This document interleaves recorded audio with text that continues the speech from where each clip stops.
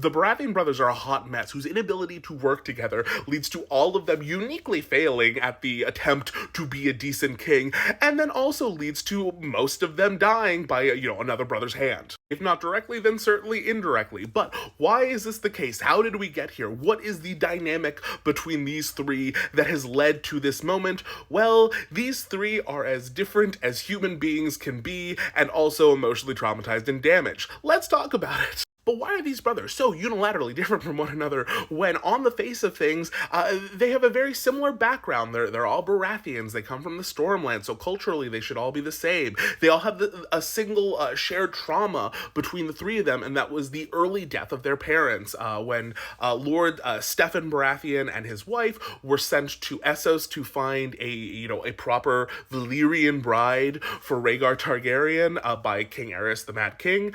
When they came back en route to the castle, the Stormlands lived up to their name, and the ship crashed right in front of Storm's End with the boys watching. Well, at least the two older boys. Renly was very young. And so with that, I would argue that that is the beginning of the divergence, is that each of these boys, despite the fact that they have this shared traumatic event in their life, they've all kind of responded to it a little differently, depending on where they were developmentally when it happened. Renly, being the youngest, doesn't have much of a memory of his parents, so the only parental figure that he, I think, can look up to at this point is Robert, who he does, to a degree, idolize. Stannis is very much the middle child and has kind of come out with some of those isms that can plague a middle child. He wasn't the baby and he wasn't the super talented Robert, and so he's always been a little sullen, he's always been a little humorless, and honestly, pretty resentful of the way that people responded to both of his brothers. A very sad detail that we hear about their father, Lord Stephen, is before, he tragically dies in the capsized boat, or ship, whatever, when they were in Essos, they brought back a fool, and specifically with the hope that it would help Stannis learn to laugh, because even then, Stannis was kind of struggling, and then, parents dying, that certainly doesn't help. And then there's Robert, who is the oldest and probably, the most well-adjusted, but not really, by that point. Well, things are going to change for him right away, because now that his parents are gone, Robert gets sent away to ward with Jon Arryn. This is where he meets Ned Stark. They develop that friendship that would lead to them kind of all banding together during Robert's rebellion.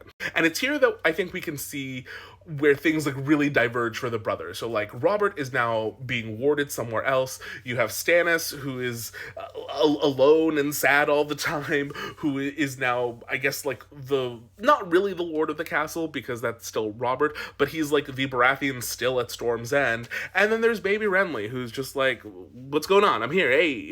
And so each of these brothers develop personalities that are almost diametrically opposed to each other, that gets very succinctly described by the former blacksmith of Storm's End, Donal Noye, who is now a member of the Night's Watch. When Jon Snow asks Donal Noye about Robert Baratheon and then his brothers, Donal Noye initially describes Robert as being like steel, but like steel, if you put it away, if you don't use it, if you don't take care of it, it goes to rust. Similarly to how Robert, ends up as the king in Westeros, because, when he was participating in Robert's rebellion, when he was fighting a war, he was at his best, at his happiest, at his most skilled, and the second that he becomes the king, well, it all goes downhill, because that's not what he's good at. That's not what he enjoys doing. He doesn't like the act of ruling. He likes the act of fighting.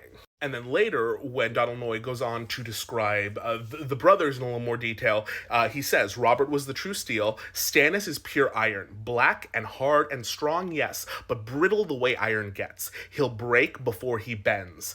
And Renly, that one, he's copper, bright and shiny and pretty to look at, but not worth all that much at the end of the day.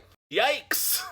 Now, I would argue that this is a very good description of the brothers, and really a good indicator of the issues that they have and why they don't mix with each other. So, first off, you have Renly over here. Renly is copper. He's bright and shiny, but it's not worth a lot.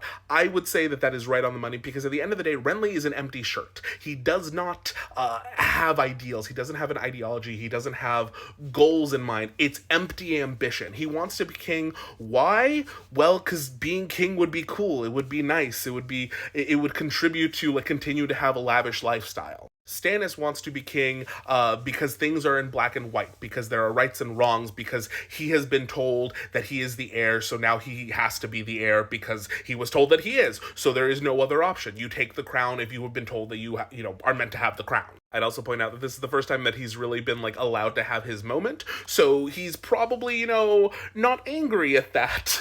And then you have Robert who pursues the crown not because of the goal of being king, but because of the process. He's very much a process over end product type person, where like he loves the journey but not so much the destination. So he wants to fight in these wars, he wants to go to battle, and pursuing the crown, which like remember Robert's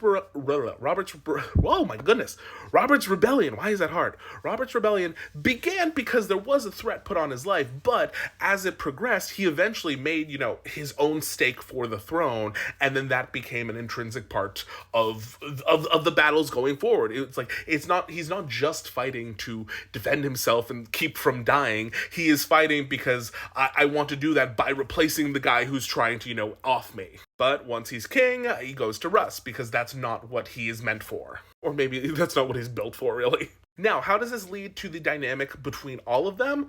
Well, it's a mess. Robert does not really care for either of his brothers. It's said multiple times throughout the series. Early on in Bran's chapter, where he gets yeeted out the window, the conversation he's overhearing between Robert and Cersei involves Cersei worrying about the brothers, about Stannis and Renly, and like what issues they might have with them.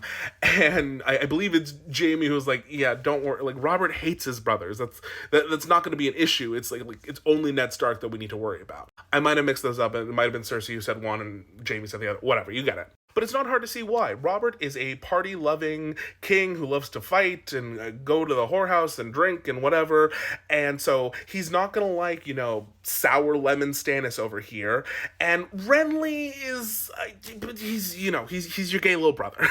I'm mostly joking, but what I mean by that is Robert kind of knows that at the end of the day, Renly is like kind of an empty shirt. He's a lot of talk without much substance, and because that's kind of the tragedy of Robert, is Robert knows he's doing a bad job. He like can't stop himself. He doesn't have self-control. He can't control his impulses at all, but he like knows right from wrong. Like you can thank Ned for that or whatever, but like he knows that like Renly, there's not much there, sadly. Also, to speak to the original comment, who specifically asked about, in book one, when Jon Arryn passes away, you lose the Warden of the East, because you have like a Warden of the North, the East, the West, and the South, to be able to organize the armies when the country needs to go to war. And so it's a very important position. So when Jon Arryn passes away, typically that position goes to the next Lord of the Eyrie in the Vale, but because little Robin Arryn is so young, naming him Warden of the East when they're worried that like war might actually break out somewhere, it's kind of a dangerous game. So you have this whole question of who is Robert going to name. He eventually names Jaime because that's what like Cersei and Tywin and everyone wants him to do. But at the time, Ned isn't very on board with that. He's like, well, why don't you just like name like Stannis? Stannis is a seasoned battle commander and your own brother. I think we can trust him. And Robert just kind of like shudders and like, no, we're not doing that. And why? Because he would have to work with Renly more than he already has to. Sorry, I mean Stannis. So because Robert doesn't like his brothers, he denies them kind of the attention that they want, or sometimes the positions that they want. Not having Stannis be the Warden of the East, or not letting Stannis be the Lord of Storm's End like he wants to, and leaving it to Renly, that causes some resentment. And so when Robert kind of like needs the support of his brothers, he doesn't really get it. Stannis figures out the fact that the kids are bastards and like leaves instead of helping Robert out with that, leading to Robert like being left vulnerable. Renly feels like he has to manipulate Robert because Robert isn't just going to give him whatever he wants, so there is a lot of distrust between the two of them. And so when Robert dies, you have these other two brothers suddenly being like, okay, this is my moment, but now they have nothing in common with each other either. And so once Robert has died, you have two brothers who have now felt resentful towards the king and now are wanting that position for themselves, whether it's because they think that they are, owed it legally, or because they just think that they would be better at the job.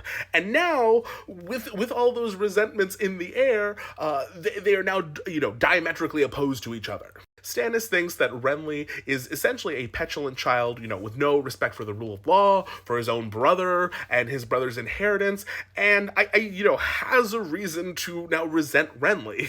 And then Renly, who, again, has, gotten this sense of entitlement from his time around Robert, and kind of, getting Robert's scraps, now sees a moment for him to, empower himself. And again, because he's an empty shirt, because he doesn't have ideals, any sort of, ideology or anything, he doesn't have respect for the rule of law. He doesn't care about anything. He just wants what he wants, and he's going to take it. And this is, of course, what's going to ultimately lead to his untimely demise at the hands of Stannis, because he is, again, he's so short-sighted. He doesn't have any sort of ability to be calculating. He's impulsive. He does things quickly. He's, in a way, he's all of Robert's worst qualities without the good ones. And because Stannis doesn't have any of the forbearance or sort of wiggle room or bendability that Robert has, dealing with Renly becomes a black or white scenario. You either submit to what I tell you